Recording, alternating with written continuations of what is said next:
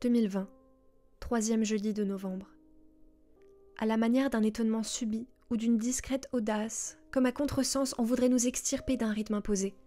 Aujourd'hui est une fête qui n'a guère d'être justifiée. Aujourd'hui, la philosophie est célébrée.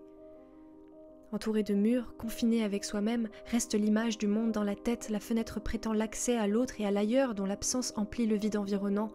Cette mise à l'épreuve de l'existence contemporaine expérimente le retour à soi, aux essentialités prétendues.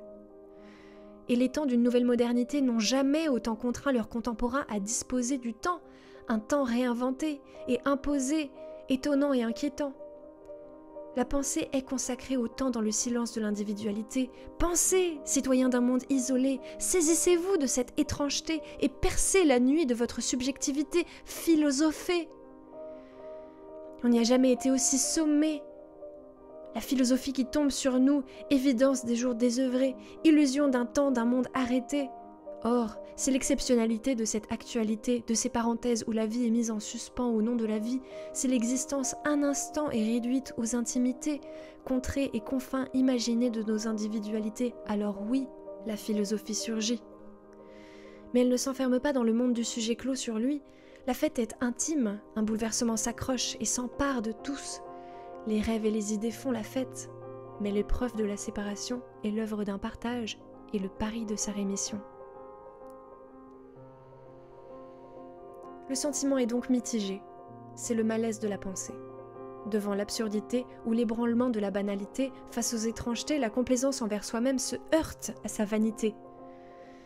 La subjectivité se révèle dans l'intersubjectivité, c'est en se confrontant à soi qu'on y comprend la nécessité du monde, de faire monde, de s'y confondre.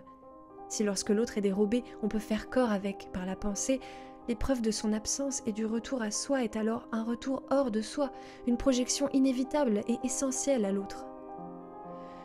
La philosophie n'est donc jamais hors du monde, hors de la vie. Son abstraite évasion est peut-être le fruit d'un sentiment premier et si prégnant dans la solitude. La philosophie est le fruit d'une expérience simplement exacerbée quand on se retrouve confiné. Alors la philosophie questionne le rapport à l'autre, interroge l'idée d'un monde et d'une humanité. Il s'agit de penser une possible unité et sa constitutive diversité. La journée mondiale de la philosophie est l'œuvre de l'Organisation des Nations Unies. Si elle considère que la philosophie fournit la base conceptuelle des principes et des valeurs dont dépend la paix mondiale, c'est-à-dire la démocratie, les droits de l'homme, la justice et l'égalité, et que, en outre, la philosophie contribue à consolider les véritables fondements de la coexistence pacifique et de la tolérance. Alors il s'agit de rappeler, de scander, de ne jamais oublier cette exigence et cette mission dans l'œuvre d'une humanité. La philosophie est un ensemble de théories, de méthodes, de pensées et de discours critiques qui font sens et qui s'incarnent dans une pratique et une multitude d'expériences. Philosopher, c'est continuer de questionner ce que signifie vivre ensemble, gouverner, rendre justice. Philosopher, c'est continuer à questionner le droit, les sociétés, leurs soulèvements, leurs changements. Philosopher, c'est aussi questionner les situations de crise, les fondements des choix et des indignations. Philosopher, c'est donc aussi dire l'injustice. Oser dire qu'il existe des génocides, celui des Ouïghours aujourd'hui, par exemple, et que rien ne justifie cela. Philosopher, c'est formuler les cris percés dans le silence. Philosopher, c'est dire la liberté. Philosopher n'a rien d'exhaustif. Philosopher, c'est continuer à vivre, à penser le mouvement qui fait exister.